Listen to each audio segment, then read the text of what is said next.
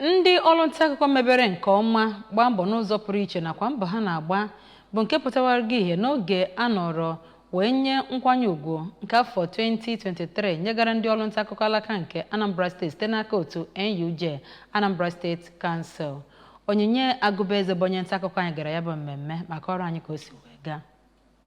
Ekwu okwu na ya bụ mmemme ọkammụta Ikechukwu Ụbọjị onye bụkwa onye isi oche nke Academic Staff Union of Universities ngalaba nke Mahadum Nnamdi Azikiwe dị n'Awka kwuru okwu n'ihe metụtara ichekwaba adịmnsọ nke ndị mgbasa ozi. Onye Vice Chancellor nke Paul University Awka ọkammụta Stella Okunna kwuokwara nke a ma kọwakwa etu ọrụ mgbasa ozi si wee dị nnukwu mkpa n'oge ugbu a. Onye chairman nke ndị otu nta akụkọ na Nigeria ngalaba nke steeti a Dọkịta Emeka Odogwu gwara ndị nta akụkọ ahụ ka ha nwee mmasị n'ọrụ ha ma gbakwa mbọ hụ na ha na-ewepụta onu ndị ahụ ọ dị ka na-emegbu n'obodo. Ya bụ nzukọ inye onyinye nkwanye ùgwù nke ndị NUJ nke afọ 2023 bụ nke a nọrọ na ya wee kwado ndị nta akụkọ ndị mere nke ọma n'oge gara aga.